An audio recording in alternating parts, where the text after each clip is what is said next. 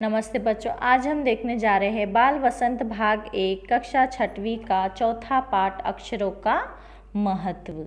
ठीक है बच्चों, तो पेज नंबर 19 हम देखेंगे।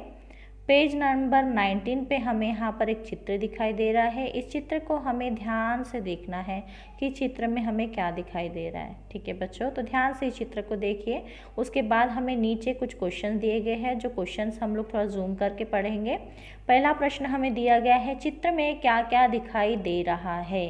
ठीक है बच्चों, तो हमें देखना है कि इस चित्र में हमें क्या दिखाई दे रहा है। तो इस चित्र में हमें क्या दिखाई दे रहा है, ध्यान से देखिए। हमें क्या दिखाई दे रहा है, घोड़ा दिखाई दे रहा है और टेढ़ी मेढ़ी रेखाएं दिखाई दे रही है।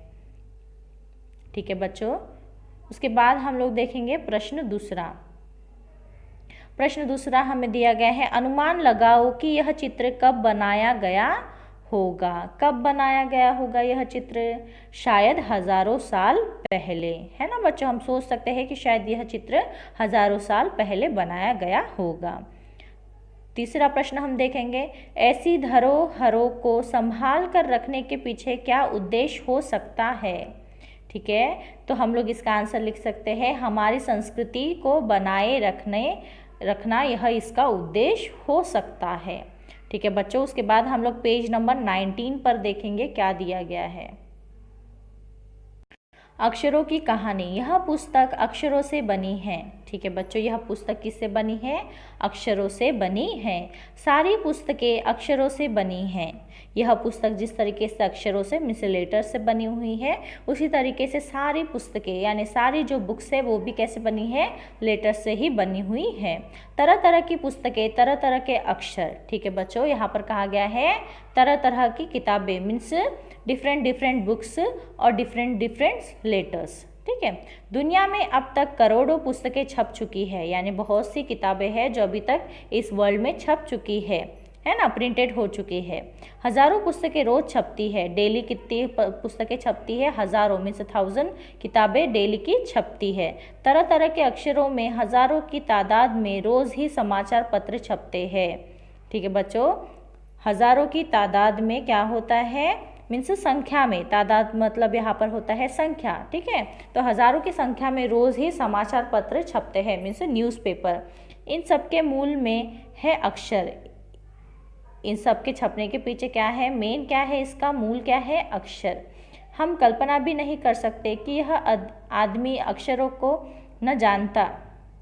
ठीक है, हम यानी सोच भी नहीं सकते थे कि अगर इंसान इन अक्षरों को नहीं जानता तो आज इस दुनिया का क्या हाल होता। ठीक है बच्चों, यहाँ पर कहा गया है कि लेखक कह रहे हैं, यहाँ पर इसके लेखक है गुणाकार मूले। तो गुणाकार मूले यहाँ पर कह रहे हैं कि हम सोच भी नहीं सकते कि अगर इंसान इन अक्षरों को नहीं जानता तो पता नहीं शायद इस दुनिया का हाल कैसा होता, कैसी स्थिति होती। ठीक है, कोई कह सकता है कि हम अक्षरों को अनादिकाल से जानते हैं।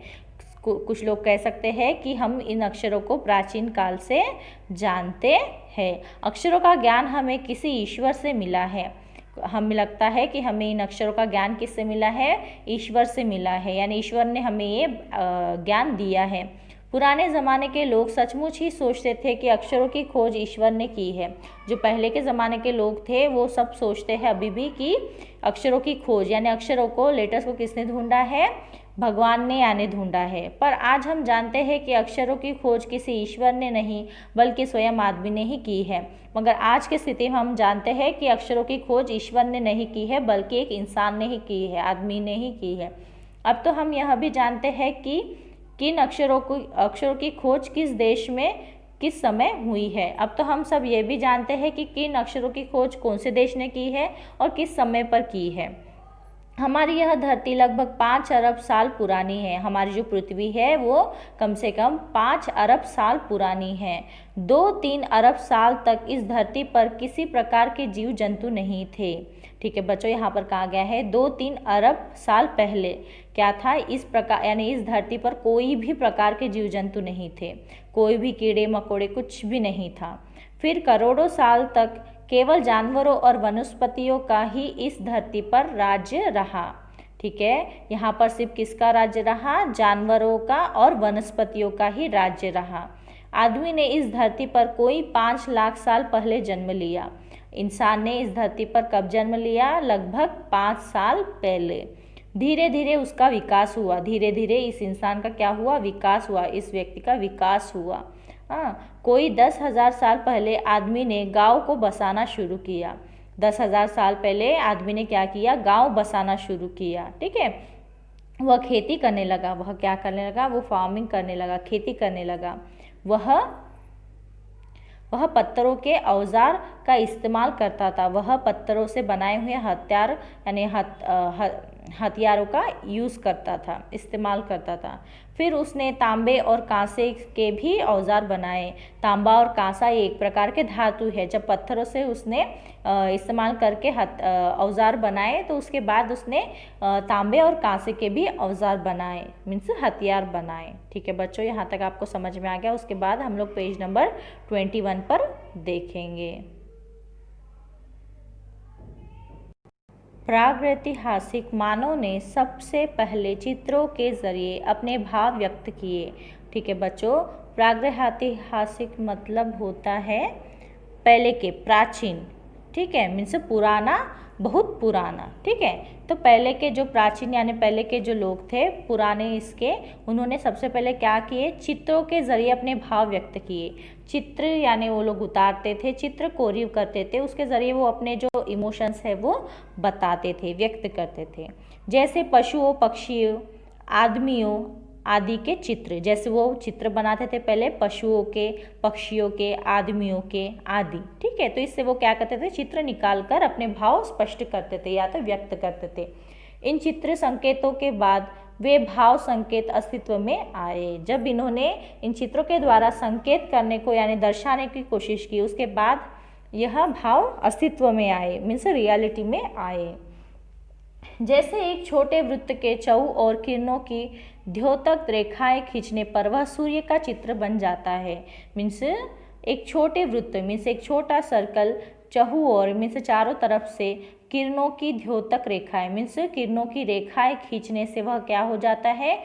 सूर्य का चित्र बन जाता है। उसके बाद में यही चित्र उसके बाद में यही चित्र हमें क्या बताता है? तापमान बताता है या तो धूप बताता है, और वो क्या बन जाता है? द्योतक बन जाता है, मीन्स धूप का द्योतक बन जाता है। मीन्स हमें पता चल जाता है कि सूर्य समय धूप मिलती है और तापमान मिलता है। इस तरह अनेक भाव संकेत अस्तित्व में आए हैं। इस तरीके से क्या आए हैं? अनेक जो संकेत है, भाव संकेत अस्तित्व में यानी हमें दर्शाए गए हैं। तब जाकर काफ़ी बाद में आदमी ने अक्षरों की खोज की। तब जाकर काफ़ी बाद में से बहुत टाइम के बाद आदमी ने अक्षरों की, लेटर्स की खोज की, मीन्स ढूंढा। अक्षरों की खोज के सिलसिले को शुरू हुए मुश्किल से 6,000 साल हुए थे। कितने? 6,000 ईयर्स हुए थे। केवल 6,000 अक्षरों की खोज के साथ एक नए युग की शुरुआत हुई। सिर्फ क्या हुआ? केवल 6,000 साल, मीन्स 6,000 साल पहले ही अक्षरों की खोज हुई और एक नया युग, मीन्स एक नया जग हम लोग बोल सकते हैं, या तो नई रीत का शुरुआत हुआ हम लोग बोल सकते हैं, मीन्स नए जीवन का शुरुआत हुई हम लोग यहाँ पर बोल सकते हैं। आदमी अपने विचार और अपने हिसाब किताब को लिखकर रखने लगा।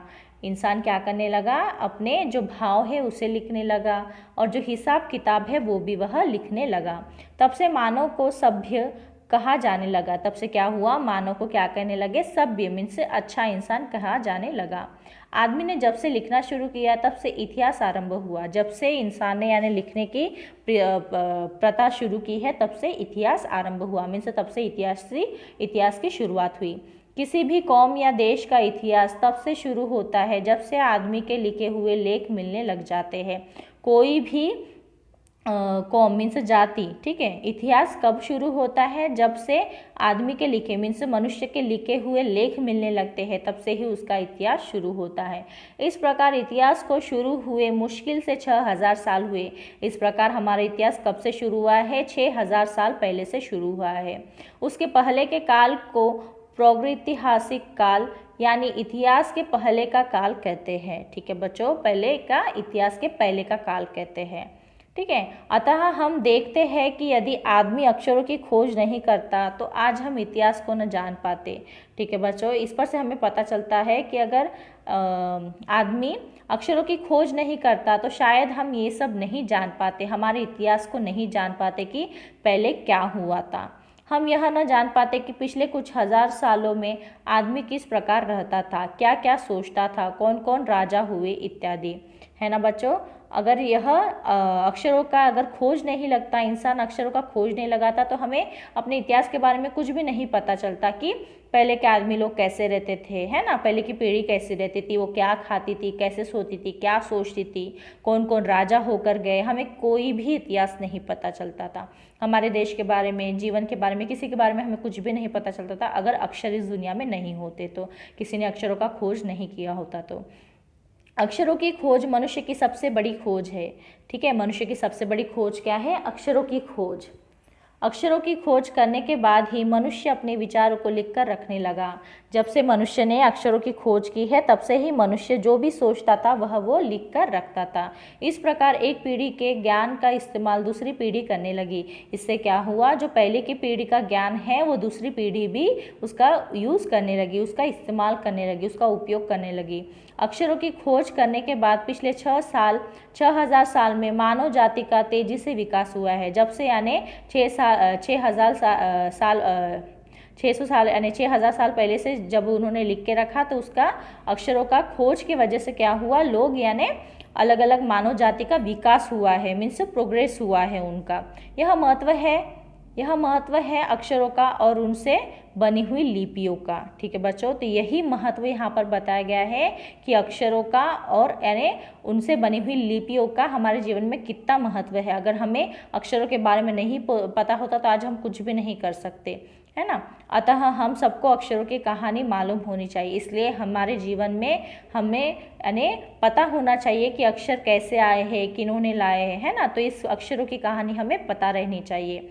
आज जिन अक्षरों को हम पढ़ते या लिखते हैं वे कब बनाए गए, कहाँ बने और किसने बनाए, यह जानना ज़रूरी है भी, है ना बच्चों।